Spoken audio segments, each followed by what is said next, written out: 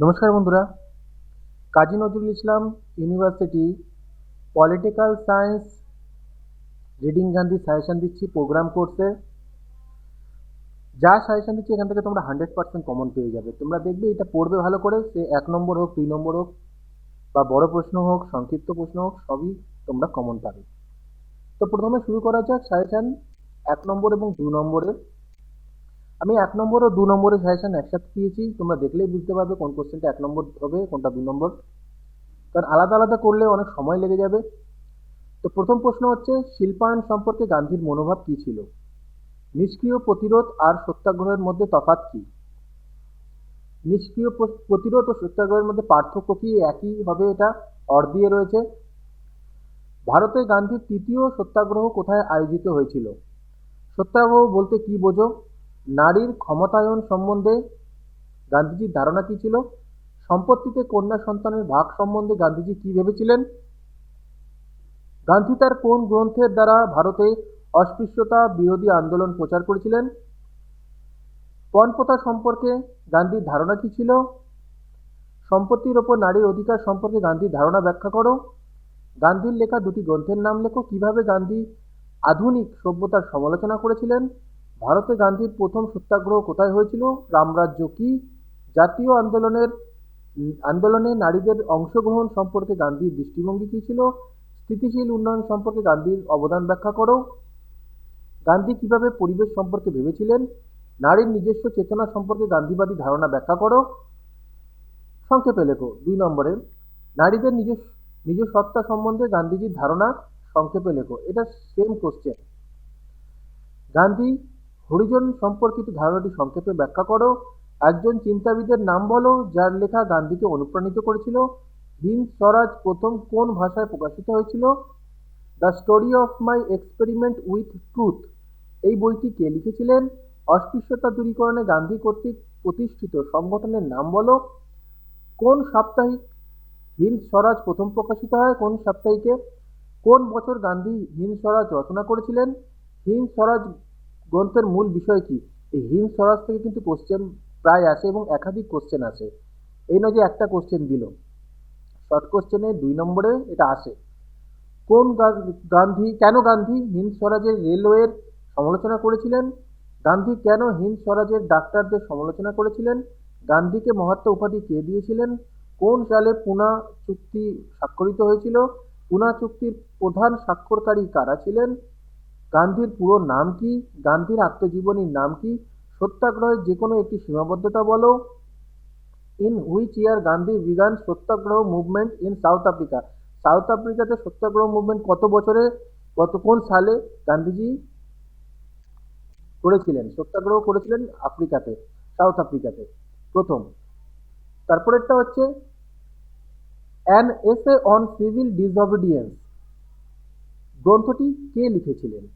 কোন গ্রন্থে গান্ধী স্বরাজের ধারণা আলোচনা করেছেন? গান্ধী কি বর্তমান রাষ্ট্রের ধারণা সমর্থন করেছেন? অহিংসার যে কোনো একটি নীতি উল্লেখ করো। গান্ধীকে কে দার্শনিক নৈরাজ্যবাদী বলে আখ্যায়িত করেছেন? গান্ধীর মতে প্রকৃত সভ্যতা কি? গান্ধীর মতে সাম্প্রদায়িক সম্প্রীতির প্রধান স্তম্ভগুলি কি কি? কেন পুনা চুক্তি স্বাক্ষরিত হয়েছিল? দলিত সম্পর্কে গান্ধীর দৃষ্টিভঙ্গি কি ছিল? গান্ধীর মতে নিষ্ক্রিয় প্রতিরোধ কি? গান্ধীর মতে রাষ্ট্র কি? গান্ধী সভ্যতাকে কিভাবে সংজ্ঞায়িত করেছেন? সত্যাগ্রহের যে কোনো দুটি কৌশল উল্লেখ করো। গান্ধীর অহিংসার বিভিন্ন আকার কি কি? সত্যাগ্রহের যে কোনো দুটি কর্তব্যের উল্লেখ করো। গান্ধীর সাম্প্রদায়িক ঐক্যের ধারণার মূল সত্তা কি? স্বরাজ বলতে কি বোঝায়? গান্ধী কি ব্যক্তি স্বাধীনতার সমর্থক ছিলেন? অস্পৃশ্যতা নিরোধনে গান্ধীর গৃহীত যে কোনো দুটি পদক্ষেপ উল্লেখ করো। সর্বোদয় কি? তো এই 54টা শর্ট কোশ্চেন, মানে 1 নম্বর এবং 2 নম্বর দুটো মিলে মোট মাত্র 54টা শর্ট কোশ্চেন আছে। এগুলো খুব ভালো করে পড়ো। কারো যদি না থাকে এই 54টা, আমাকে অবশ্যই কমেন্ট করে জানাবে, তাদের আমি সেটা অবশ্যই সেটা দিয়ে দেবো নোটস।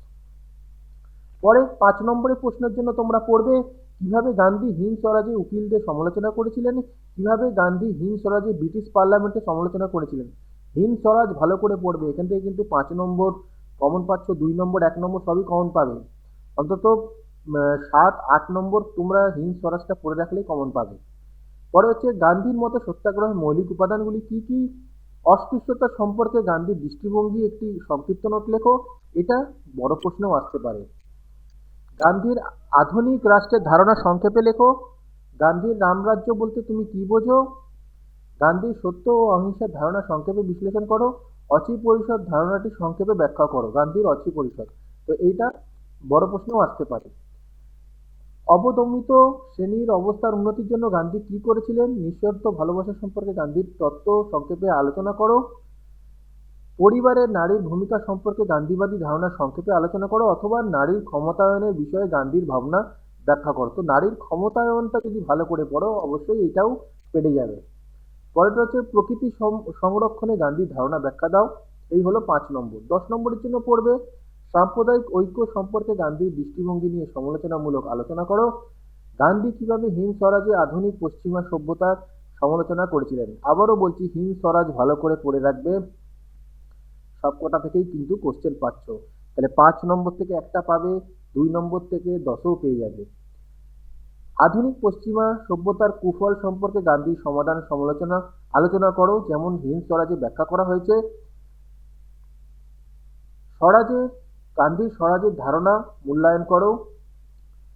হিন্দ স্বরাজ গ্রন্থটির মূল বিষয়গুলি আলোচনা করো। দেখো, হিন্দ স্বরাজ আবার দেওয়া হচ্ছে। ভারী শিল্পভিত্তিক আধুনিক শিল্পায়ন সম্বন্ধে গান্ধীর ধারণা ব্যাখ্যা করো। স্থায়ী বিকাশের ক্ষেত্রে গান্ধীর চিন্তার বিষয়ে একটি প্রবন্ধ রচনা করো। জাতীয়তাবাদী আন্দোলনে নারীর ভূমিকা নিয়ে গান্ধীর দৃষ্টিভঙ্গি সংক্ষেপে আলোচনা করো। এগুলো খুব ভালো করে পড়বে, বিশেষ করে হিন্দ স্বরাজ যে পার্টটা রয়েছে সেটা খুব ভালো করে পড়ো, ওখান থেকে অবশ্যই কমন পাবে। ভিডিওটা ভালো লাগলে লাইক কমেন্ট শেয়ার করে দিও। আর অবশ্যই শর্ট কোশ্চেনের যদি তোমাদের প্রশ্নের উত্তরগুলো লাগে তাহলে আমাকে কমেন্ট করে জানাবে। ভিডিওটা ভালো লাগলে লাইক কমেন্ট শেয়ার করে দিও।